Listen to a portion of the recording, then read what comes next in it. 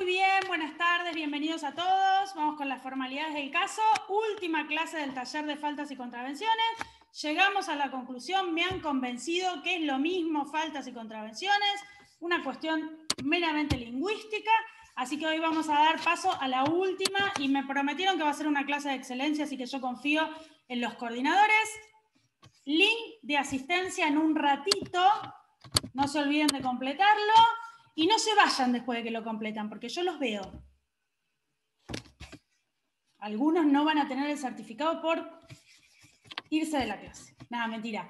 Pero bueno, no se olviden de completar porque después tenemos problemas con los certificados. En unos días van a estar los certificados, ni bien nos firmen de la facultad. Y como les comentó Cecilia hace un ratito, también van a tener material que gentilmente nos van a acercar Germán y Cecilia. ¿Sí? Bueno, todos ustedes, chicos, para presentar a la expositora de hoy. Sí, bueno, buenas tardes a todos. Como dijo Vero, hoy es el último encuentro, así que bueno, vamos a cerrar con el tema que nos queda pendiente y que la realidad es un tema poco abordado en la carrera, así que bueno, vamos a hablar de contravenciones provinciales y para ello nos acompaña la doctora Felicita García Riboldi, que es abogada, graduada de la Universidad Nacional de Mar del Plata, de la Facultad de Derecho, está cursando actualmente la especialización en Derecho Penal en esta casa de estudio y forma parte del Poder Judicial en el Fuero Penal desde hace unos años. Así que bueno, agradecemos mucho su participación y tenemos gran expectativa en el encuentro. Felicitas, todo tuyo. Bueno, hola, ¿me escuchan? Sí, ¿sí, no? Sí, estoy activada. Bueno, hola, buenas tardes. Perfecto. A todos. Buenísimo. Y bueno, como decían, hoy vamos a ver las contravenciones provinciales. En particular vamos a ver el decreto 8031 del 73, que establece una serie de conductas que son consideradas contrarias a derecho, y lo que más importante es que establece el procedimiento que se va a llevar a cabo en cuanto a las contravenciones de la 8031 y a todas las leyes que vamos a ver hoy, que son la ley 11.748, la 11.825 y la 1378, que son las que regulan en cuanto a la venta de bebidas alcohólicas.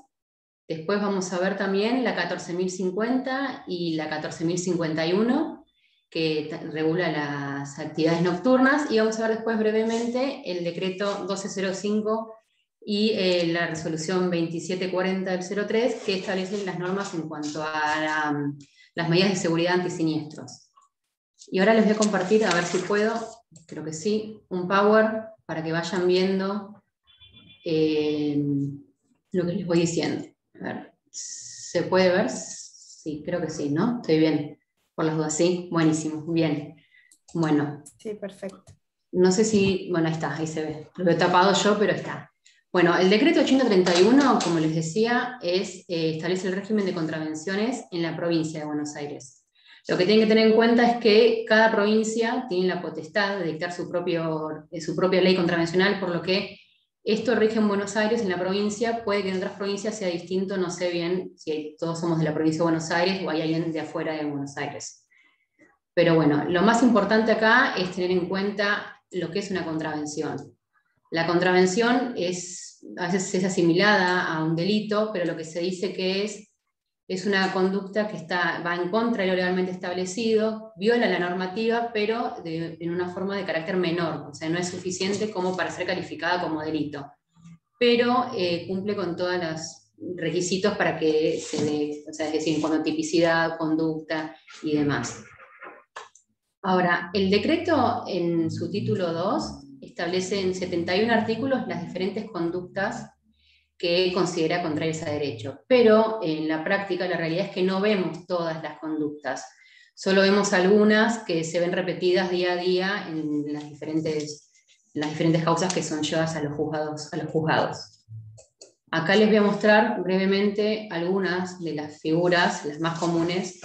Tenemos, primero de todo, en cuanto a las conductas contra la seguridad de las personas, tenemos el artículo 35, que establece que va a ser reprimido con penas con multa entre el 10 y el 30% del haber mensual el que provocare o incitare a otro a pelear en la vía pública o parajes públicos. Y después el artículo 38 establece que va a ser sancionado con multa también de entre el 15 y el 40% el que golpeare o maltratare a otro, sin causarle lesión. y establece como un agravante cuando el hecho fuese cometido por 3 personas o más, y establece que además de multa se va a imponer un arresto.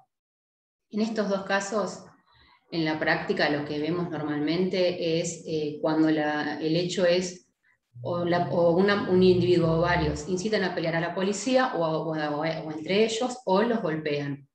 Y lo que se hace normalmente, para que tengan una idea de qué es lo que sucede normalmente en la práctica, es que las causas por estos artículos no tienen ninguna consecuencia judicial mayor a el simple labrado del acta y de la demora de las personas. Porque lo que se considera es que o sea, no se llegó a afectar el bien jurídico porque la intervención policial impidió que el hecho tuviese significancia. Después, esto mucho no queda por decir porque la verdad, como les digo, no se persigue, no se dicta condena, entonces no tienen tanta relevancia. Después tenemos, a mí me lo tapa las ventanitas, pero bueno, el artículo 42, que también es contra la seguridad de las personas, que reprime la aportación de un arma sin permiso. Estas armas son todas las que no están comprendidas en la ley nacional, es decir, acá no se tipifica la conducta de tener un arma de fuego, un arma de uso civil o un arma de guerra. Simplemente las armas, un cuchillo, una faca, una tijera y demás. Y esto, lo que acá se reprime es la conducta de tener el arma en la vía pública. Y en el artículo 43, lo que se reprime es como se decía, una serie de agravantes. El que porte el arma en un lugar donde hubiera una reunión de personas, o disparar un arma de fuego, esgrimir un arma amenazando a otras personas, el que la llevara habiendo sido condenado por delitos contra las personas o la propiedad, o por atentado, el que portara el arma en estado de embriaguez o bajo el efecto de estupefacientes, y bueno, varias otras circunstancias que agravan el simple hecho de portar el arma. En estos dos casos, la realidad es que el artículo 42 fue considerado por la jurisprudencia una ley penal en blanco, porque no define exactamente cuáles serían las armas que no se puede portar, sino que remite a otra ley. Pero el artículo 43, en algunos juzgados, se ha resuelto perseguir las conductas estas, más que nada los que ven subrayados ahí, el A, el C y el F, y en algunos casos se ha optado por condenar al imputado. Pero en la mayoría también lo que se hace es archivar la causa, pero sí decomisar los efectos. Luego podemos ver el artículo 59 y 61, que son contra el patrimonio. Acá el artículo 59 lo que establece es que se va a sancionar con multa a quien se haga alojar en un hotel, posada, o se haga servir alimentos o bebidas con el propósito de no pagar pudiendo hacerlo. Esto es básicamente cuando una persona, por ejemplo, va a un restaurante, consume alimentos y se quiere ir sin pagar. Pero es muy importante, porque así lo establece el artículo, que se constate, que los policías constaten que la persona no pagó con la posibilidad de hacerlo, es decir, que la persona contaba en ese momento con dinero o algún medio de pago para poder abonar lo que consumió, pero no era su intención hacerlo. Sino, si esto no se constata, no puede sancionarse la multa porque no encuadraría en la conducta, en lo que se constató. Y después tenemos el artículo 61, que establece que va a ser sancionado con multa el que entrare a una heredad, campo o terreno, cercado o vedado o casa deshabitada sin permiso del dueño. En estos casos, en la práctica, solemos ver que la policía constata el hecho cuando, por ejemplo, una persona, por lo general en situación de calle, entra en una casa deshabitada o en algún terreno, campo o alguna construcción que nunca se terminó, y por lo general esto es para resguardarse el frío o para poder dormir o descansar, pero como es sin permiso del dueño, lo que hace la policía es retirarlo del lugar y elevar la causa al juzgado para, en todo caso, imponer una multa.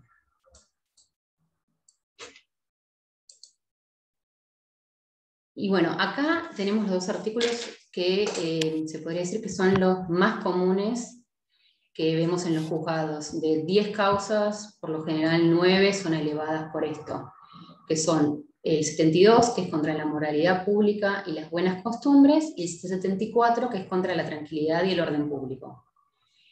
El 72, básicamente lo que reprime es la persona que se encuentra en estado de ebriedad o se encuentra consumiendo alcohol en la vía pública. Y el 74 lo que tipifica es cuando una persona o un grupo de personas afectan la tranquilidad de la población, ya sea gritando, insultando, amenazando, en una reunión burlando o creando una situación hostil, dificultando el tránsito de los vehículos, causando ruidos. Y bueno, en estos casos, el típico caso es una persona, un grupo de personas que se encuentran en la calle, por lo general en estado de ebriedad o consumiendo bebidas alcohólicas, y que están gritando, están insultando a los peatones, o se ponen en la calle y no permiten pasar a los autos. Y lo que la policía hace en estos casos es frenar, tomarle los datos y buscar la forma de que vuelva todo a la tranquilidad. Pero la realidad es que otra consecuencia jurídica en estos casos tampoco hay, porque los hechos son considerados como insignificantes, como para imponer una pena de multa a las personas que estaban en estado de ebriedad causando molestias. Y por último, el otro artículo que vamos a ver, que es uno de los más importantes, en realidad no más importantes, uno de los que más suelen encuadrar las conductas, es el 78, que es el contra la autoridad, y es básicamente cuando una persona no cumple con las disposiciones de la policía. Siempre, obviamente, como dice acá, si el hecho no constituye una infracción más grave. Es como si fuese una resistencia a la autoridad, pero sin llegar a la gravedad de la resistencia. Es, por ejemplo, la policía está haciendo un control vehicular, una persona frena en un auto, el auto se da a la fuga, y una vez que es interceptado, se le labra un acta por el artículo 78. O, por ejemplo, lo mismo, como decíamos antes, estas personas que se encontraban en estado de ebriedad en la calle provocando disturbios, la policía lo frena, les intenta obtener sus datos y se niegan a aportarlos. Ahora, el artículo 78, al igual que los demás, no suele tener una consecuencia jurídica mayor, salvo en algunos casos donde la gravedad del hecho haga que se requiera imponer una sanción, cuando, por ejemplo, cuando la falta de observancia de la disposición es de gravedad tal que necesita que se condene a la persona. Y bueno, estos son los artículos, la verdad hay un montón de artículos y un montón de conductas que están reprimidas por el decreto, pero la realidad es que no siempre no los vemos normalmente. Por ejemplo, está tipificado la tenencia de un animal peligroso y que ese animal lastima a una persona o demás, pero no son los más comunes. Los más comunes son los que yo les mencioné a ustedes acá. Y el procedimiento, como les decía, es muy importante porque es el mismo procedimiento que se lleva a cabo en la 831, es el que se va a aplicar de forma supletoria a todas las demás leyes que vamos a ver hoy. Y este procedimiento guarda una relación muy estrecha con el proceso penal, mucho más que, por ejemplo, el proceso de faltas. Por lo que en este proceso, como acá ven, van a regirse todas las garantías del debido proceso, todos los principios. Va a regir la teoría del delito, el error de prohibición, el estado de necesidad, el principio de insignificancia, y todas las garantías constitucionales necesarias para limitar el poder punitivo estatal. Este proceso consta de 4 etapas principales: la acusación, la prueba, la defensa y la sentencia. Y los sujetos intervinientes van a ser el imputado junto a su defensa, el juez correccional o juez de paz letrado, que va a ser el juez competente, y la policía, que es la que tiene en sus manos la instrucción de la causa. Y son de aplicación supletoria tanto el Código Penal como el Código de Procedimiento Penal de la Provincia de Buenos Aires. Ahora, en la práctica, vamos a ver que la causa se inicia a través de un labrado de un acta. Esta acta es firmada por los efectivos policiales que constatan un hecho, ya sea de oficio o por un llamado 911. Perdón. Y lo que tienen que hacer es labrar el acta, la cual es una pieza fundamental porque es la acusación que va a hacer el Estado al imputado. Y entonces debe reunir todos los requisitos que vemos acá en el artículo 122, que ahora se los voy a leer, porque el desarrollo del proceso va a depender del acta. Entonces, cualquier vicio que haya en el acta va a hacer que sea imposible condenar al imputado. Entonces, el acta tiene que tener el lugar, fecha y hora de la comisión de la falta, la naturaleza y circunstancias de ella, el nombre, documento y domicilio del imputado y la mayor cantidad de datos que permitan su identificación cuando careciere documentos de identidad, nombre, cargo y firma del funcionario que constató la infracción, y nombre, documento de identidad y domicilio de los testigos si los hubiere. Ahora, los efectivos policiales, una vez que constatan la infracción, van a proceder a la detención del imputado y al secuestro de los efectos en infracción, si los hubiere. La realidad es que en la práctica, acá en Mar del Plata, por ejemplo, esto es de imposible cumplimiento en cuanto al tema de la detención, porque no existe en Mar del Plata ningún establecimiento que permita que los infractores permanezcan detenidos preventivamente. Entonces, tanto esta disposición como las disposiciones de excarcelación y de libertad son inaplicables, porque, como les digo, es de imposible cumplimiento. Una persona no puede estar detenida, por ejemplo, en la unidad penal. Una persona por una infracción o una contravención no puede estar detenida en la unidad penal, ni tampoco en una comisaría. Entonces, lo que la policía hace es detener de cierta forma preventivamente al imputado, por un plazo que nunca es mayor a 12 horas, pero más que nada con la finalidad de llevar a cabo todas las medidas investigativas. Y no lo va a destinar a ningún lado, por lo general queda esperando en el móvil.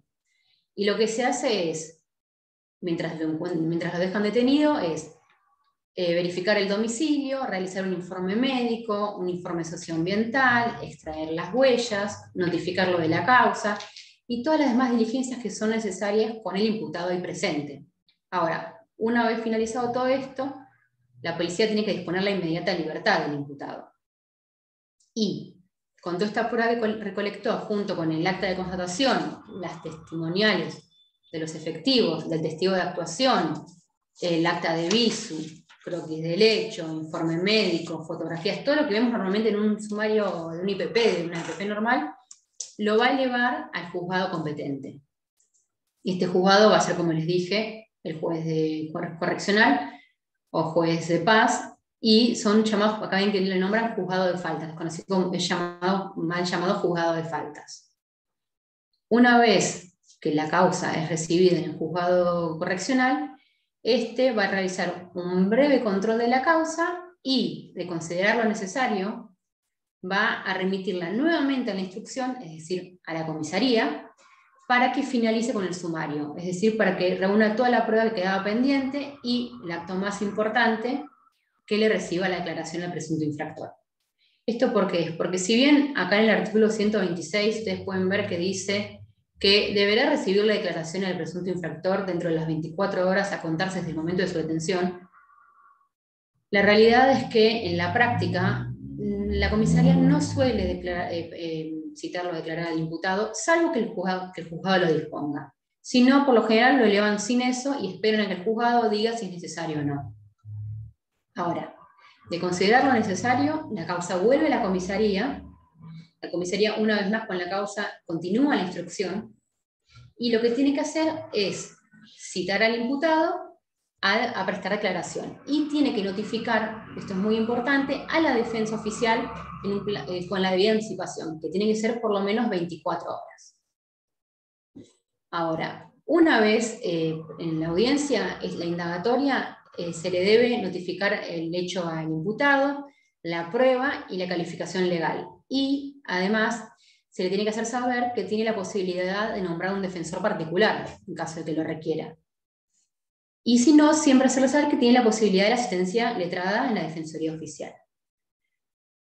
Ahora, algo importante, si bien es obligatorio que se lo notifique a la defensa oficial de que tiene la audiencia el imputado, no es obligación que la defensa oficial o un representante, un letrado, quien sea, esté en el momento de la audiencia.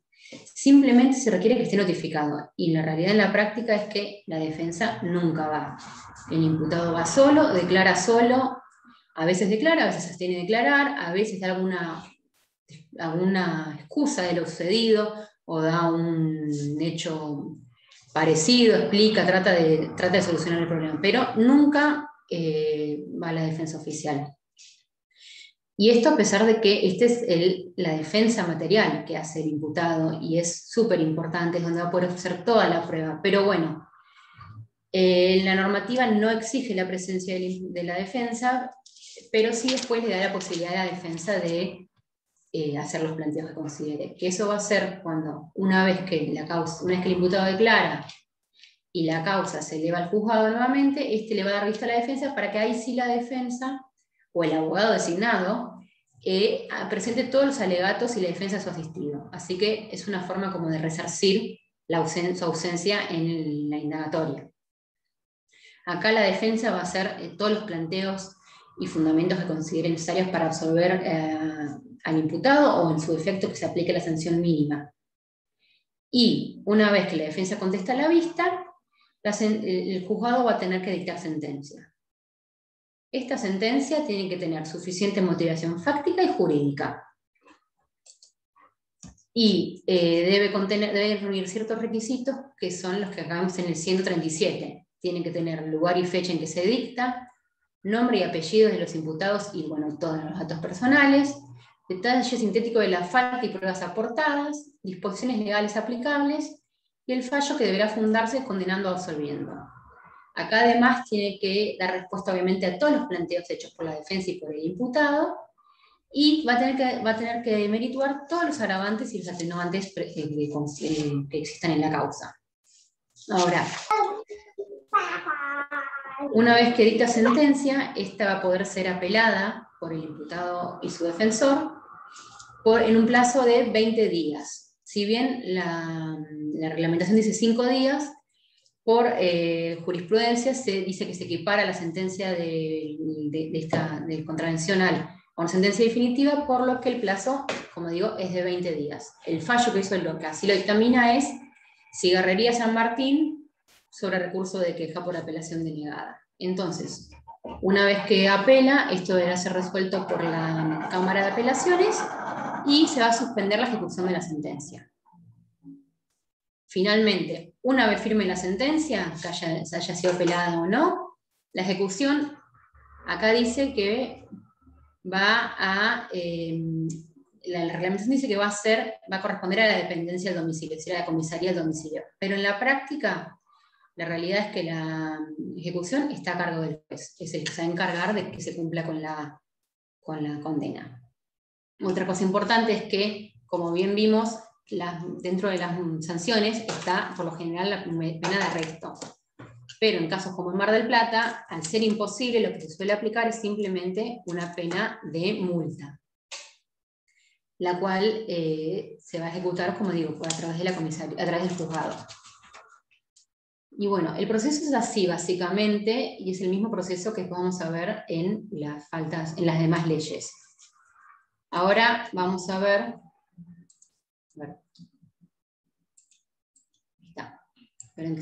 Ahí está.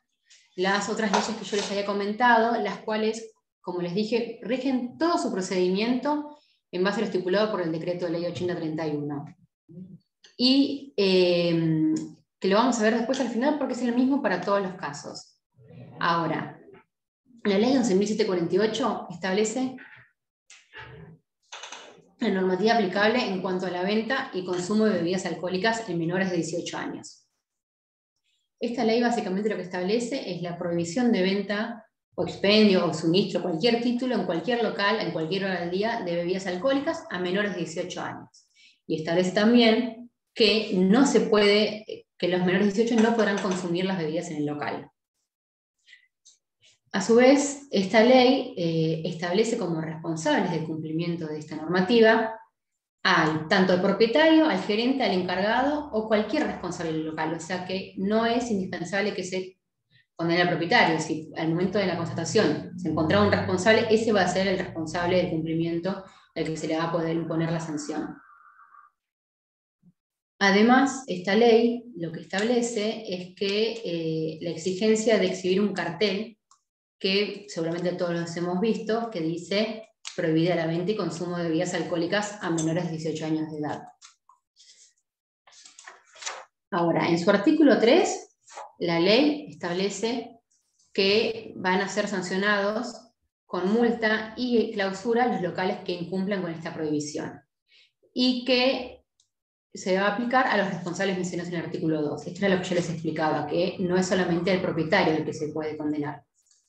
Y algo muy importante es que las autoridades de comprobación van a poder clausurar preventivamente hasta por 15 días el local.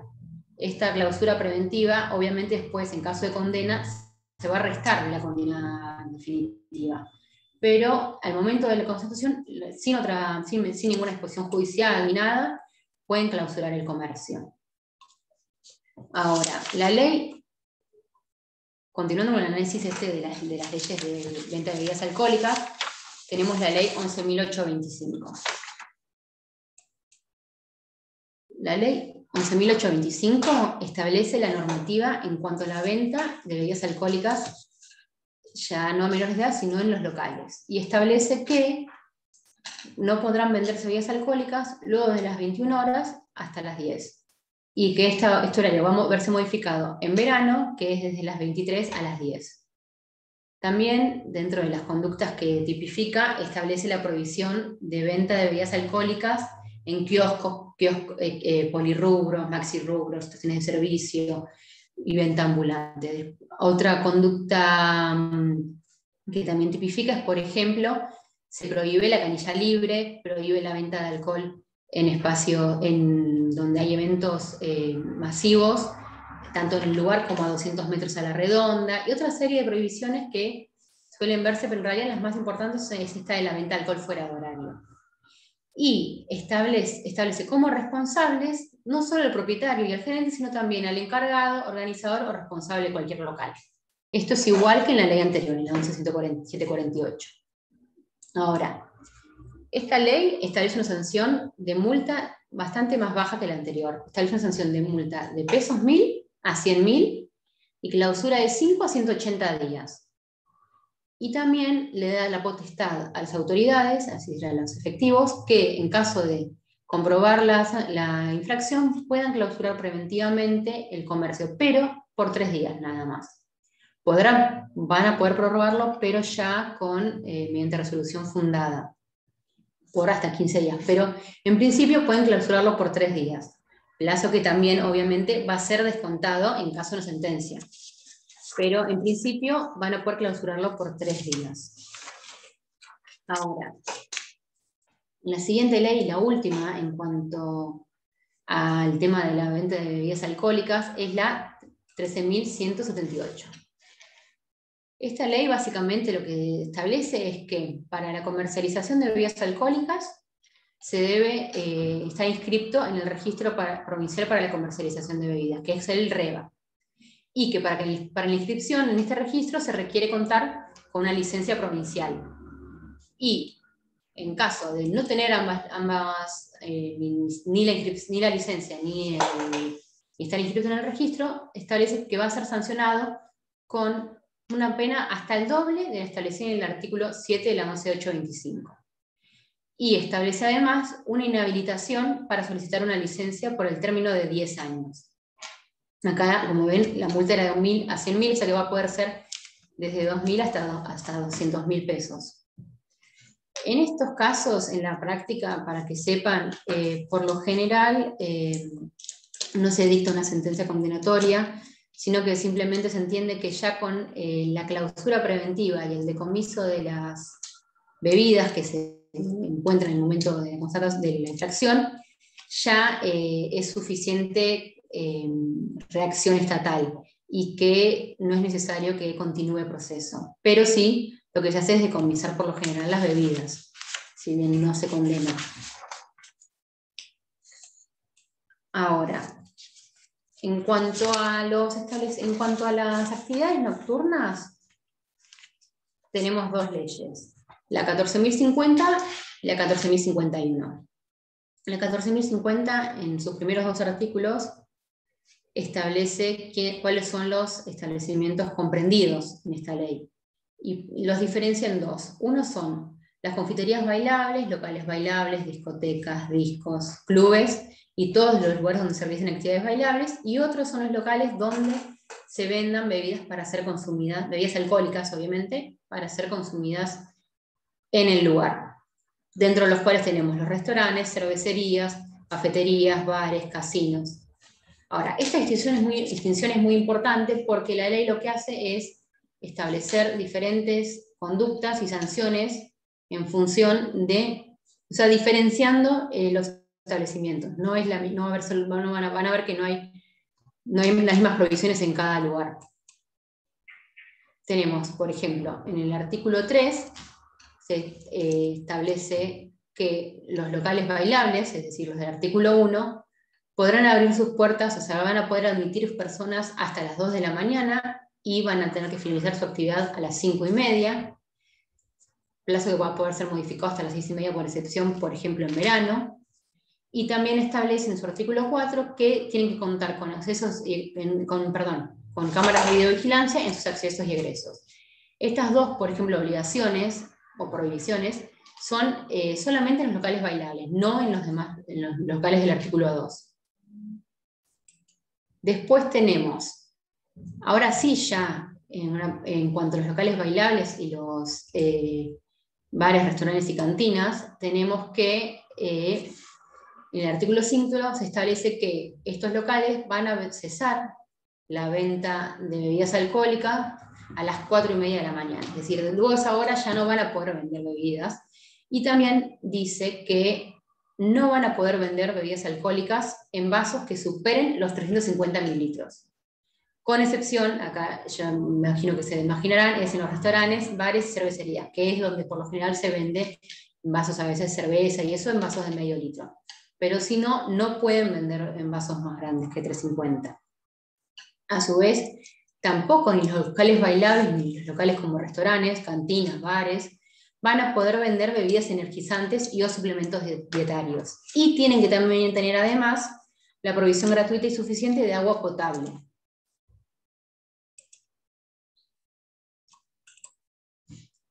Después tenemos en cuanto la regulación en cuanto a la permanencia de menores de edad en los establecimientos. Acá lo mismo, acá de vuelta hay una distinción entre los locales bailables y los locales donde se venden bebidas alcohólicas para consumo en el lugar. Y tenemos en el artículo 6, que establece que no se van a admitir la presencia de niños menores de 14 años en los establecimientos del artículo 1, es decir, que no puede haber menores de 14 en los locales bailables, ni en boliches, discotecas y eso. Después, el artículo 7 establece que no van a poder haber menores de 14 en los locales como bares, restaurantes y cantinas de 24 a 8 horas, salvo que estuviesen acompañados de un adulto responsable, si no, no pueden estar tampoco. Y dice también, establece la prohibición de menores de 18 años en casinos, bingos y salas de juegos. Acá no hay distinción de horario, sino que simplemente no puede haber menores de edad en los casinos. Después, el artículo 8 establece que los menores de 14 a 17 solo pueden estar en los locales bailables hasta las 23 horas. Y el artículo 9 dice que no puede haber menores de 14 a 17 de forma simultánea con mayores de 18 años. Ahora, continuando el análisis, la ley establece una serie de las sanciones que se van a imponer, distinguiendo obviamente entre cada infracción. Acá pueden ver que en caso de incumplir con el horario, con las cámaras de videovigilancia, la venta de alcohol fuera del horario permitido, la capacidad de los vasos y la presencia de menores de edad en los casinos y bingos, se va a aplicar una sanción con multa de pesos 5.000 hasta 30.000 y clausura local hasta 30 días. Y esta sanción se le va a imponer a los responsables legales. Luego, los artículos 11 y 12 establecen sanciones por concurrencia de menores de edad en los locales y distingue en dos. En caso de que haya menores de 14, en los locales bailables, la multa va a ser de 30.000 a 50.000 pesos. Pueden ver que el mínimo de esta es el máximo de la anterior. Y una clausura definitiva del local. Y el artículo 12 establece que en caso de que haya menores de edad, por ejemplo, menores de 14 en los locales como restaurantes después de las 24 sin un adulto responsable, o que haya menores de 14 y 17 en los boliches luego de las 23, o que concurran con mayores de edad, la multa otra vez vuelve a bajar y establece una multa de 5.000 a 30.000 pesos. Y clausura ya de 60 días, no es una clausura definitiva. Entonces, acá lo que podemos ver claramente que la sanción más grave es la presencia de menores de edad, menores de 14 años, en los locales bailables. Otra cosa importante de esto para decir es que la ley, que ahora la vamos a saltear, la ley 14.051, simplemente establece modificaciones a las leyes que ya estuvimos viendo. Pero bueno, esto es básicamente lo que establece en cuanto a la nocturnidad. Ahora, el decreto decreto 1205 y la resolución 2740 del 03, lo que vamos a decir brevemente, porque en realidad, como ven, no se aplica porque es inconstitucional, es que el decreto y la resolución lo que establecen son condiciones generales que deben cumplir los establecimientos en relación a las medidas de seguridad contra siniestros. Perdón. Y establece que estos requisitos los deben cumplir tanto los clubes bailables, bares y pubs, que tienen que cumplir con medidas de seguridad, que esto, bueno, como ven, es medidas de seguridad contra los incendios, contra diferentes siniestros, pero, como les decía, al ser inconstitucional, por violar el principio de legalidad, no se aplica una condena en sede judicial. Pero lo que se hace es utilizar este decreto como un mecanismo de control, porque los bomberos lo que hacen es, que son los encargados de constatar el cumplimiento de estos decretos, van a los comercios, constatan que se cumpla con las medidas de seguridad y que exhiban la debida certificación que cumplen con estos requisitos, y en caso de no contar con ello, labran un acta y van a clausurar preventivamente el local. Ahora, traía la causa a conocimiento del juzgado, lo que el juzgado simplemente hace es controlar que se subsane esta infracción y, en caso de subsistir, por ejemplo, no contar con la debida constancia de medidas de antisiniestros, van a notificar de esto a la Inspección General para que ella sea la que decida, en caso de considerarlo, por ejemplo, revocar la habilitación del comercio. Pero no va a haber una consecuencia judicial, no va a haber una consecuencia en sede judicial, porque es inconstitucional, por lo que simplemente, como digo, es un mecanismo de control y de prevención que se hace. Y bueno, esto fue medio rápido porque en realidad son las conductas y las sanciones. Ahora, en cuanto al procedimiento, como les decía, queríamos a ver todo junto porque es el mismo, ¿no?, en todas las leyes. Las autoridades de comprobación son los inspectores de REBA, de Mar del Plata o de La Plata, por lo general estamos hablando siempre de Mar del Plata, ¿no? Y a veces esto lo hacen en conjunto con funcionarios policiales. Esta acta que van a elaborar los inspectores va a tener que cumplir con todos los recaudos que establece el artículo 122 del decreto de ley, porque al igual que en el decreto, las actas van a ser la pieza fundamental y el instrumento que va a usar el Estado para acusar al imputado. Ahora, a diferencia del acta del decreto de ley, que el acta del decreto es más similar a un acta de constatación de una investigación penal, esto es por lo general un formulario preimpreso donde se rellena con la infracción cometida, el imputado, el hecho, y este acta tiene que elevarse al juzgado dentro de las 48 horas de tomado conocimiento del hecho. Una vez elevada la causa al juzgado competente, al igual que en el decreto, va a ser competente el juzgado correccional en turno o, en su defecto, el juzgado de paz, y analizada la causa, si cumple con todos los requisitos, va a remitirla nuevamente a la comisaría para que cite al imputado.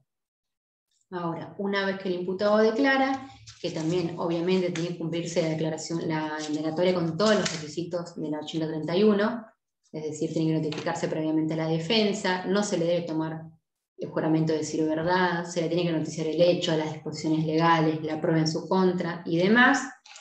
El imputado va a poder va a poder ofrecer toda la prueba que considere pertinente y va a poder, si quiere, abstenerse a declarar y obviamente puede designar un abogado particular. Ahora, una vez que declara, la causa vuelve a ser remitida al juzgado y este obviamente va a dar vista a la defensa para que presente sus alegatos. Una vez contestada la vista, el juzgado va a dictar sentencia. Esta sentencia obviamente tiene que cumplir con todos los requisitos necesarios, tiene que estar debidamente motivada, tiene que tener una fundamentación fáctica y jurídica, tiene que dar respuesta a todos los planteos hechos por la defensa y por el imputado, tiene que, como les dije, merituar los atenuantes y los agravantes, tiene que describir el hecho, la normativa aplicada y todo para poder ser una sentencia válida. Esta sentencia, igual que en las demás, va a poder ser apelada en un plazo de 20 días y va a tramitar la apelación ante la Cámara de Apelaciones. Una vez firme, lo mismo. La causa va a ser remitida al juzgado y la ejecución va a estar en manos del juzgado. En estos casos, la multa se va a depositar en unas cuentas. Las multas, por ejemplo, se depositan en cuentas judiciales que cada ley tiene su propia cuenta judicial donde, en caso de condenarse una multa, la multa va depositada ahí y va destinada a diferentes fondos del Estado. Ahora, en la práctica, como les dije, por lo general la causa, no en todos los casos la causa llega a una sentencia condenatoria, muchas veces se desestima, como por ejemplo por falta de reba, pero bueno, el proceso es así, por lo menos así es en Mar del Plata, y básicamente esto es lo más importante.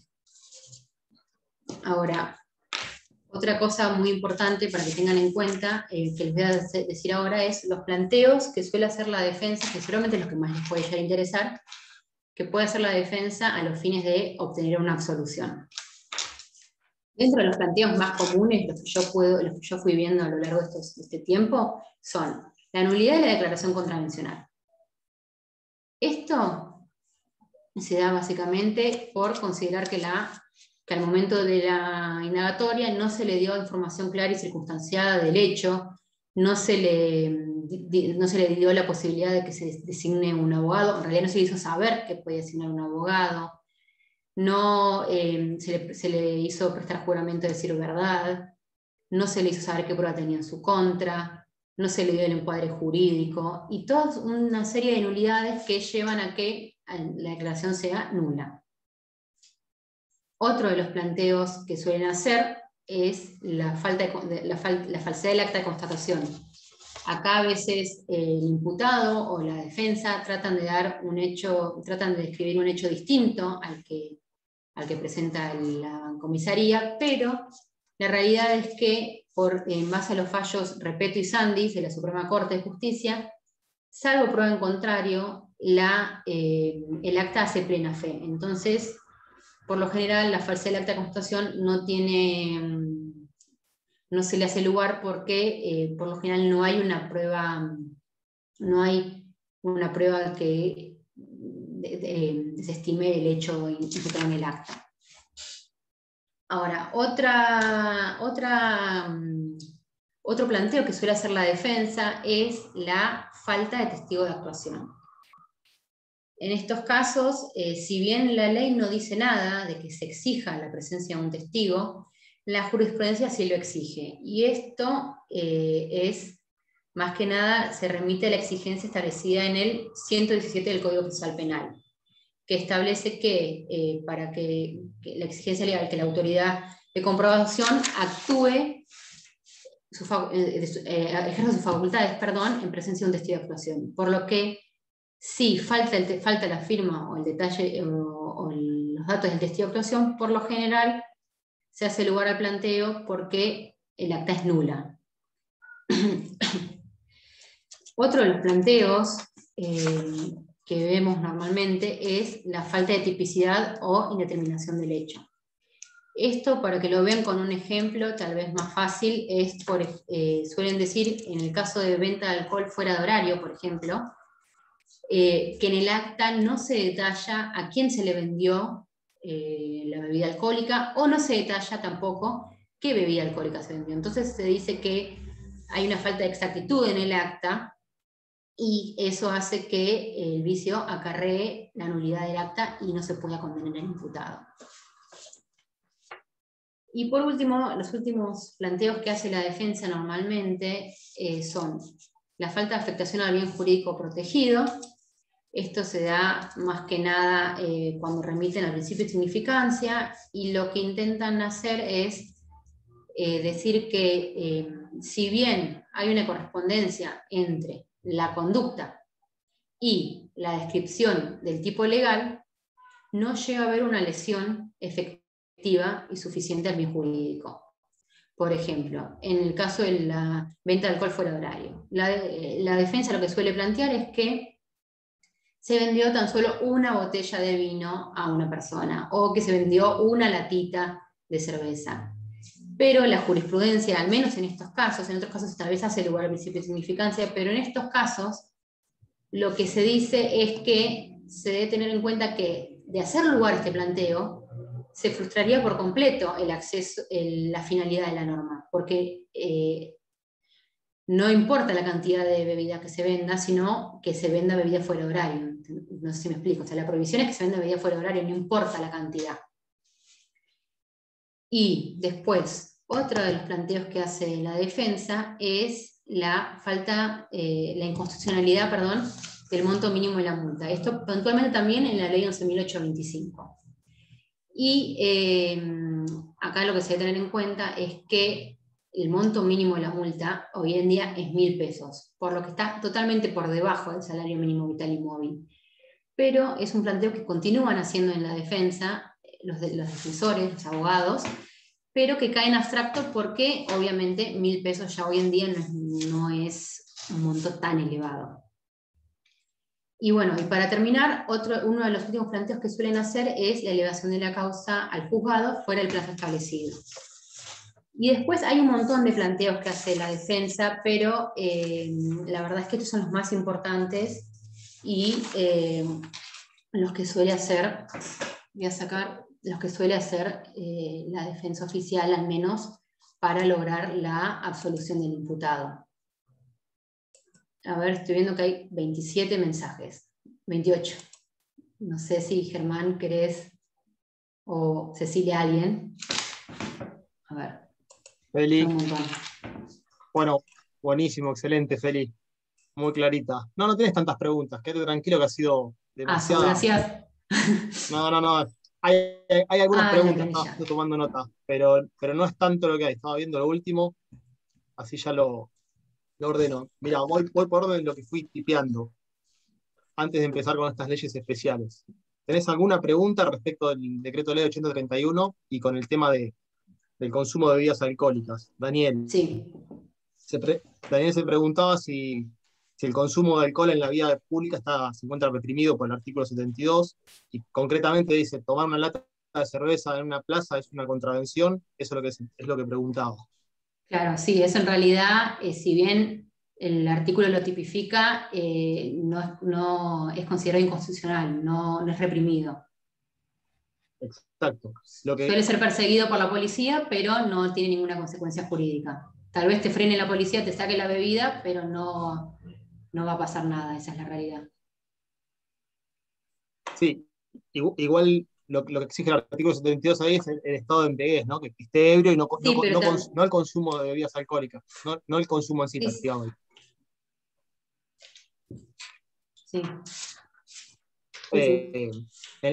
En la práctica, a lo que dijiste, Feli, recién, el primer párrafo, el estar ebrio es inconstitucional porque no deja ser una conducta privada, y alguien que le respondió, Daniel, que no me acuerdo quién no tomé nota del nombre, pero está en la tecla. Lo que se exige es que haya perjuicio a terceros, que esa persona ebria o alcoholizada moleste a un tercero. Ahí es cuando lo que habilita la injerencia policial en el comportamiento de la persona, ¿no? Pero el consumo para dejar clarito, el consumo de bebidas alcohólicas en la vía pública no está reprimido por el decreto ley 8031. En todo caso, capaz que Cecilia nos puede ayudar, hay alguna ordenanza municipal, ya pasamos de la contravención policial y nos vamos a las faltas municipales, que pretende prohibir el consumo de bebidas, pero bueno, la validez es dudosa y el ámbito de aplicación también. No sé si no está más apuntando a que el comercio no venda bebidas para consumir afuera del negocio, que prohibir en sí la conducta de tomar una cerveza en una plaza, en una playa o demás. El problema es en Mar del Plata y siempre lo hemos visto en el verano, cuando en algunos balnearios uno baja con la heladera y la policía y los inspectores municipales te revisan esa heladerita diciéndote que no podés bajar con bebidas a la playa. Claro. Personalmente creo que no es una falta, no es una contravención y es una conducta totalmente lícita, pero bueno, eh, la Sí, fuerza de la autoridad y los intereses públicos, tanto de la jefatura policial como de la intendencia, muchas veces abusan de sus prerrogativas para impedir eso, pero ya es otro problema mucho más fino, ¿no? Pero no hay una ley que prohíba consumir bebidas alcohólicas en la vía pública, eso está claro. Y siempre lo mismo. Quien debe prohibirnos, en todo caso, son nuestros representantes por una ley y no por medio de alguna medida policial, ¿no? Una orden policial. El problema que tienen es que en la playa pública es una realidad esto.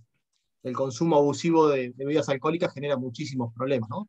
En playas abarrotadas de gente generan una violencia que después es mucho más difícil de parar actuando en forma reparadora que actuando preventivamente, diciendo, miren, no entran con bebidas alcohólicas a la playa y con eso lo solucionamos. Pero la verdad, por lo que he visto por la información pública, le piden consentimiento a la persona para requisarle la heladera, el bolso, demás.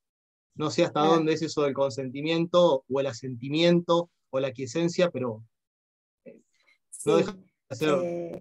No te deberían por qué revisar un bolso para ir a la playa. En todo caso, si estás haciendo algo ilegal, deberían actuar en consecuencia, ¿no? Pero es una opinión esa. Sí, en el caso de faltas, ahí tomando un poco el guante que acabas de tirar, Germán, la realidad es que sí está la falta municipal y no pasa nunca más allá de, primero, no hemos tenido nosotros actas como resultado de revisar bolsos, porque la realidad es que los inspectores municipales están muy lejos de tener esas atribuciones. Primero. Y más allá de eso, ellos por ahí se abocan cuando en alguna situación en la vía pública ven a alguien que está consumiendo expuesto en condiciones que estarían en contra de la norma municipal y en realidad se limita a secuestrarle lo que está consumiendo y las actuaciones en sí mismas no prosperan. Porque también es cierto que la realidad es que las actas tienen muchísimos defectos, entre los cuales es imposible ubicar a la persona que fue mencionada como presunto infractor. Así que no cabe, o sea, no cabe más que en el labrado del acta y el retiro de la bebida que se está consumiendo en ese momento, aportando en algo, ¿no? Bien, eso era lo único que había del 8031 que quedó en el camino, Feli. Después, bueno, Bien. Simón preguntó por el fallo plenario de qué Sí. sala era y ahí le dijimos que era de la Cámara, un fallo plenario de la Cámara Penal. En el Ah, Power bien, de justo estaba por crear el número de causa. ¿Vos lo pusiste? no, en el Power de la primera clase que le pasamos con Cecilia estaba transcripto Ah, listo. la fecha que era el Perfecto. 2010, el Sí, plenario 23 perfecto. del 2010, pero está. Perfecto. Eh, Después Fernanda preguntaba algo, no exactamente a lo que diste, porque daba un ejemplo de una clausura de un comercio por un tema aduanero, pero le podemos dar respuesta. Preguntaba si era común que el comercio lo clausuren a la mañana, que pueda reabrir a la tarde, si se sustancia el procedimiento sancionatorio en forma tan rápida, y si además del inspector clausurar, debe incautar la mercadería. Toda esa serie de preguntas hacía, si bien el procedimiento por una infracción aduanera va a la justicia federal y no tiene nada que ver con lo Claro. que dio, el tema de la clausura del comercio por infracción a las leyes que mencionaste, se lo podés explicar. Sí, sí, suelen clausurarlo y en algunas circunstancias se notifica automáticamente al juzgado, pero por lo general la clausura es de 24 a 48 horas y sí decomisan la mercadería, las bebidas alcohólicas. Ahora que se libera a la tarde, yo por lo menos, salvo algunos casos muy puntuales en verano, no he visto que por lo menos levanten la clausura tan rápido. No sé, la verdad, no, nunca lo vi. Sí, En algunos casos, en algunos boliches. A Fernanda, la medida es preventiva para hacer cesar la infracción, no habría ningún inconveniente en clausurar por la Claro. noche o por la mañana, depende a qué infracción, a qué ley fuera, ¿no? Y de inmediato, ni bien toma intervención un juez, disponer el cese de la medida de clausura, en eso no habría ningún inconveniente. Sí, sí. Es más, debería ser la regla general, ¿no? La clausura preventiva no puede ser un anticipo de pena. Tenerte clausurado 24, 48, 72 horas huele a un anticipo de pena. El problema que tienen los abogados litigantes ahí, que no es menor, es con el tema de la elevación de las actas. Cuando Claro. los procedimientos generalmente en los establecimientos nocturnos son viernes, sábado, domingo, o viernes y sábado, y te agarran un fin de semana largo, Claro. o días inhábiles, y el acta con la medida preventiva de clausura o de secuestro es elevada al juzgado del primer día hábil. Ahí es donde viene el gran inconveniente de los abogados para poder obtener el levantamiento de la clausura, ¿no? Ese es el meollo de la cuestión. Es lo mismo en las faltas municipales que en una contravención policial, ¿no? Sí. En el caso de las faltas municipales, nosotros lo que tenemos es que por ahí los sábados, al estar la guardia para secuestros y clausuras, por ahí si clausuraron el viernes a la noche para el sábado y la autoridad de fiscalización llevó las actuaciones el sábado a la mañana y están en regla, digamos, se tienen que dar un montón de casilleros cruzados que cumplan todos los recaudos por los cuales fue clausurado, que acrediten que están perfectamente regularizados. Bueno, eso puede dar lugar a que ese mismo sábado se lleven el levantamiento de la clausura. Sí. Pero se tienen que dar todas esas circunstancias que son raras. O que sea en plena temporada, o que sea un jueves a la noche, digamos. Esas son las condiciones. Sede judicial también está de turno un juzgado correccional que recibe las actuaciones. El tema que el funcionario, los inspectores, lo que dijo Feli, el que puede labrar, los que tienen competencia para labrar actas en materia de infracción a bebidas alcohólicas y nocturnidad, es tanto los inspectores municipales como también funcionarios policiales. Con lo cual las autoridades de comprobación incluso pueden ser del Ministerio de Comercio, del Ministerio de Salud de la provincia, hay varias autoridades de comprobación. Sí. No siempre las elevan de inmediato. Los inspectores municipales suelen hacerlo al primer día hábil. Cuando vienen funcionarios que comentó Feli del REBA de La Plata, o funcionarios de los ministerios o direcciones o secretarías del gobierno bonaerense, generalmente la actuación la elevan de inmediato, al día siguiente, pero es un problema de aplicación práctica y es el problema que tiene el abogado. El abogado siempre viene con la copia del acta para ver si con eso logra hacer cesar la clausura. Y hay veces que sí, hay veces que no, depende del jugador y depende también de la naturaleza del hecho. Hay veces que en un mismo procedimiento municipal puede haber faltas municipales y contravenciones policiales. No tener reba, que haya menores y mayores, que no tenga habilitación, que no tenga cámara de seguridad. Entonces muchas veces un juez a veces se anima a levantar la clausura, o a veces obviamente que la tiene que levantar por la infracción que le traen, pero está resolviendo con la copia de lo que le está trayendo el abogado. Es mucha relación de confianza y de seguridad en cuanto a la legitimidad, ¿no? Yo recuerdo que en los primeros tiempos uno veía que casi todos los jueces, para no esperar hasta el lunes, el mismo sábado o el domingo levantaban la clausura con lo que trae el abogado. Después, por temas de prudencia y de cuidado, y está dentro del plazo de la autoridad de aplicación. La autoridad de aplicación tiene 72 horas para elevarlo, con lo cual no hay ninguna infracción normativa. Más el problema es la injusticia de esa situación. Y por ahí preguntaba Simón, ¿se puede recurrir al amparo? Creo que es el único camino que tenés, pero también vas a tener un tema de prueba ahí, ¿no? Pero sí, frente a la arbitrariedad de la administración a disponer medidas preventivas, si no lográs la reparación por el procedimiento específico, no te queda otra que el amparo, pero también lo veo difícil, pero es lo único que tendrías a disposición. Es un cerrojo que la verdad difícil de solucionar, ¿no? Sí, también es cierto que hay que ser bastante cautos con el tema de si es arbitrario o no el obrar de la administración, porque tal vez la clausura realmente corresponda porque hubo una infracción y después lo que agarra es la urgencia de querer levantarla porque regularizamos todo. El funcionario actúa dentro de la legalidad y está bien que clausure. El tema es la extensión de la clausura. No digo que esté mal el elaborado del acta y el proceder de clausurar y de secuestrar. Pero cuando ponen 24, 48, 72 horas, que lo hacen por lo que entiende de grave. Y la verdad que la clausura no debería pasar por qué tan grave es, sino debería ir por otros carriles, ¿no? Los típicos peligros procesales. Y creo que lo único que lo habilita es hacer cesar la infracción, y no más que eso.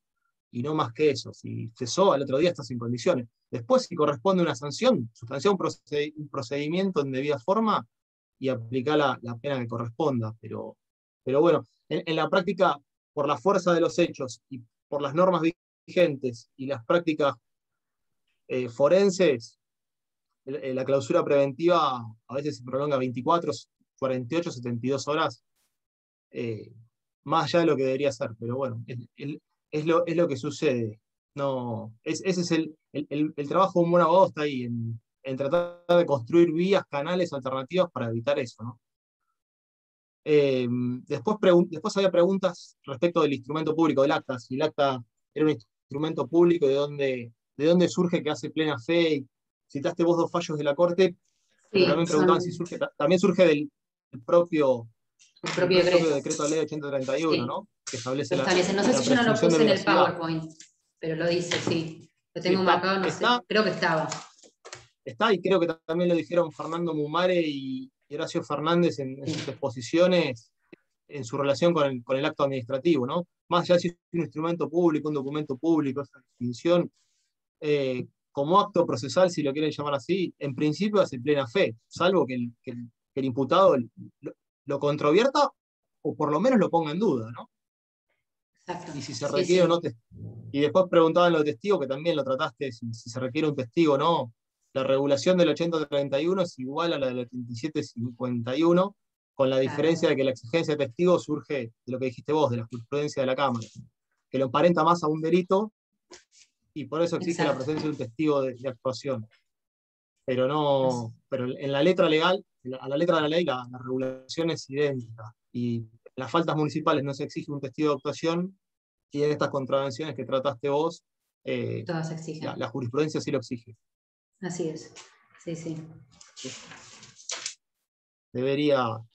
Después no sé si hay alguna pregunta más ahora que hayan puesto. Creo que algo pusieron, pero están contestándose. Sí, pregunta Simón, ¿cuál era la base legal? No existía base legal. La ordenanza y usar la ordenanza, las leyes estas que dio Felicita sobre alcohol y el artículo 72, pero era una disposición de la autoridad policial en conjunción con el intendente municipal, por los problemas de conducta que había en la playa, pero no había base legal, no había al respecto. No hay ninguna norma provincial, una ley provincial que nos prohíba consumir bebidas alcohólicas en la vía pública. De hecho, cualquiera va a un restaurante, a un café o va a la playa y pide una cerveza, es lo más común. Así es. No impera la ley seca en el territorio provincial. No sé si alguien tiene alguna pregunta, si la quiere hacer a viva voz. Creo que hemos respondido todos. Mientras alguno sí quiere preguntar algo, le voy a Hola, agradecer. buenas noches. Quería hacer una consulta.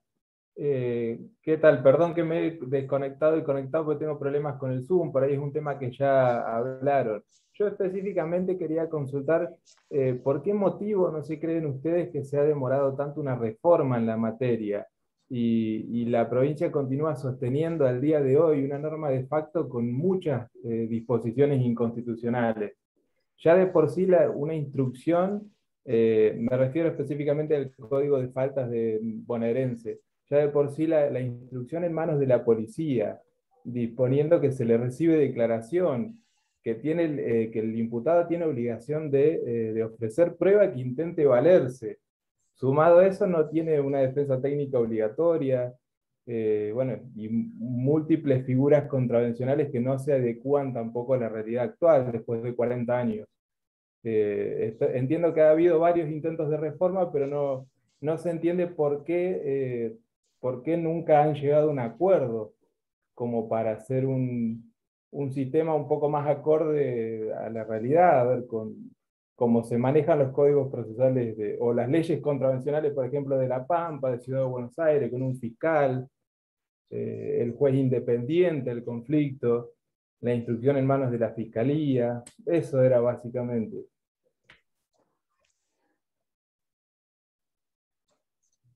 ¿Respondes vos, Feli, o respondo yo?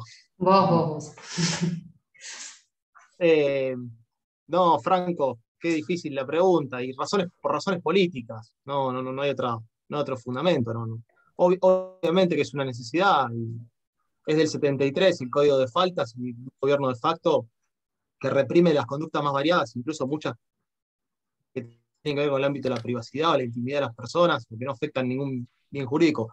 Feli dio un raconto muy general de lo que tipifica, pero no, más que motivaciones de índole política, y no es fácil. No es fácil regular la convivencia ciudadana, y la provincia de Buenos Aires no es un territorio fácilmente gobernable, y no es lo mismo Tandil, Mar del Plata, Bahía Blanca, que el gran conurbano de La Plata. Me parece que, y eso por un lado, y por el otro, me parece que como herramienta de control social es formidable para la policía, para hacer cesar un montón de infracciones, con esa advertencia que dijo Feli. Te permite intervenir a la policía, habilita la injerencia estatal en cualquier ámbito para actuar sobre las personas y hacer cesar conductas, muchas veces con abusos o intolerancias, Sí. o arbitrariedades, pero no llegan cuando eso pasa al tamiz judicial, no llegan a condena. El 95% de las causas, o el 98%, se desestiman. De la infracción al 42, al 72, al 74, al 78, en ese sentido, ¿no? Es poco lo que se aplica como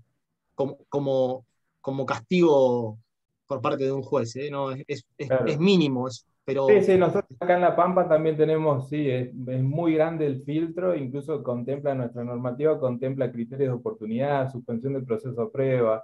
Tenemos algo más similar al código porteño, pero sí es muy poquito lo que llega al juez, muy poco lo que... Después,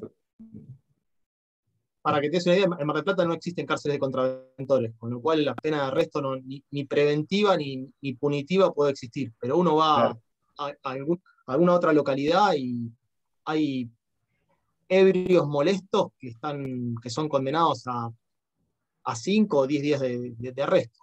Sí, y te llama la atención. Por eso te digo, cada localidad tiene su propio régimen.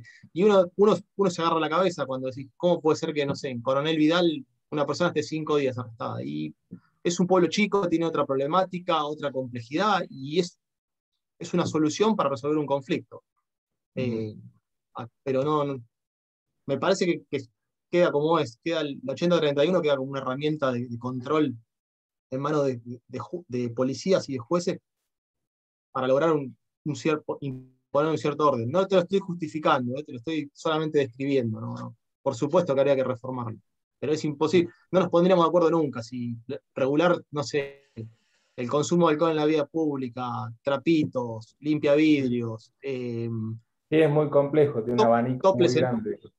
Toples en la playa, hacer toples en la playa. Estoy recordando problemas concretos que hubo que se ocasionan en el verano y que los jueces tienen distintas respuestas. ¿No? Hay mucho de norma, pero hay mucho sobre todo de valores. Es complejo el tema. Hay un antecedente del tema toples que el juez necochense Mario Juliano, bueno, desestimó la causa, es un precedente al menos que cuentan allá. Sí, por infracción al artículo 70, que está en el límite, las figuras del 80-31 están muy en el límite con figuras del Código Penal, ¿no? Claro. El 70 con el 129 de las exhibiciones obscenas. Después, bueno, no sé si alguien tiene alguna pregunta más, quiere hacer. Para la próxima, o les van a mandar en el chat que les anticipó Cecilia y Verónica, 2 artículos sobre infracciones de tránsito que nos aportó gentilmente un colega nuestro que está acá en el curso, el doctor Adrián Carballo, que a pedido nuestro nos autorizó que lo publiquemos. Son 2 trabajos relativos a la materia de tránsito. Hay muchísimos temas para abordar en el tema tránsito, pero son 2 artículos muy puntuales, uno sobre el tema de la rehabilitación frente a la sanción de inhabilitación, y el otro sobre la pena de multa, la sanción de multa, detallados, exhaustivos, con mucha rigurosidad científica, así que se los van a dar a la brevedad, altamente recomendable la lectura, y le agradezco a Adrián públicamente la generosidad por permitirnos compartirlo. La verdad que son 2 artículos que vale la pena leer. Ya les voy a decir, son hiper exhaustivos, así que en materia de tránsito les vamos a aportar eso, y después de 80-31 y de alcohol, algún artículo más también les vamos a aportar para que tengan. No sé si tienen alguna pregunta más o algo que nos resta.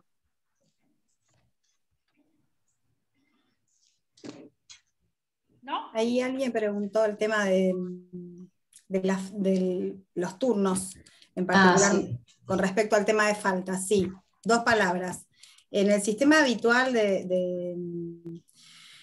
en el régimen habitual de los juzgados de faltas municipales, siempre los sábados está abierto en un breve horario de la mañana para atender estas urgencias, las medidas preventivas que se hubieran adoptado la noche anterior. Generalmente están asociadas o a procedimientos vinculados a las alcoholemias, entonces lo que sucede es que los infractores acuden para resolver la causa y poder retirar los vehículos, sobre todo en época de temporada de verano, pero esto está vigente durante todo el año, y lo mismo sucede con las clausuras de los locales. Ahora, también tenemos que tener en cuenta que, por ejemplo, si la clausura del local la noche anterior no fue por exceso de capacidad o por presencia de menores, sino que fue por una cuestión de habilitación, y el sábado a la mañana no podemos acreditar la habilitación, eso no se va a resolver. Digamos, vamos a tener que pasar a la semana y agilizar trámites administrativos que a veces quedan colgados. Yo, para cerrar mi participación, lo único que les quería pedir es que ustedes recuerden que si nosotros, todos los que estamos acá, hay un montón de cosas que descubrimos a través de este curso, imagínense nuestros clientes. Entonces, tenemos el deber moral de reforzar la información preventiva. Si nosotros tenemos la suerte de ser asesores de gente que tiene comercio o de gente que presta un servicio a la comunidad, nosotros tenemos que contarles todas estas cosas para que sepan cuáles son las condiciones en las que tienen que abrir los establecimientos. Todo esto que hablamos hoy con Felicitas, realmente, para todos aquellos que son abogados, que tienen abono de algún bar, de algún boliche, realmente es información muy sustancial que nos va a permitir. Nosotros siempre decimos lo mismo en los juzgados, no es que medimos nuestra eficiencia por la cantidad de causas que tenemos, al contrario, cuanto menos tenemos quiere decir que la gente está más educada en lo que dice la norma, y para estar educada tiene que conocerla, y ahí somos nosotros el agente multiplicador para contarles cuáles son esos recaudos en los que se tiene que ajustar cuando ejercen las actividades. Eso era, digamos, el mensaje final parroquial que yo quería dar. Después, muchas gracias, como les puse en el chat, realmente agradezco infinitamente la participación de todos y el compromiso que demostraron en los 4 encuentros. Bueno. Gracias, Germán. Gracias a la facultad. Gracias, Vero. No, gracias a ustedes, chicos, por coordinar este taller, excelente. Gracias, Felicitas, por cerrarlo. Me parece que fue un cierre excepcional, como en todas las clases anteriores. Los invitamos a todos a participar de las charlas que vendrán más adelante y, por supuesto, de los foros que muchos de ustedes se integran de consulta permanente de la unidad de graduados de la Facultad de Derecho. El grupo, el del taller, va a seguir abierto. Pueden seguir consultando también temas de faltas, pero por supuesto también los esperamos para incorporarse en el resto de los foros y seguir participando. Muy buenas noches para todos, gracias. En breve tendrán los certificados y en un ratito nada más la clase subida al canal de YouTube para que la puedan volver a ver y seguir aprendiendo. Gracias por tener ganas de capacitarse, gracias a todos los que colaboran con las consultas a diario, para los colegas, que de esa generosidad también intentamos que todos aprendamos un poquito cada día, pero también que seamos mejores colegas, además de mejores abogados, y me parece que lo estamos logrando de a poco. Muchas gracias, buenas noches para todos, gracias nuevamente a los coordinadores y los esperamos en alguna próxima actividad seguramente. Chao, muchas gracias. Gracias, Verónica, saludos a todos. Chao, muchas gracias. Gracias. Chao, hasta luego.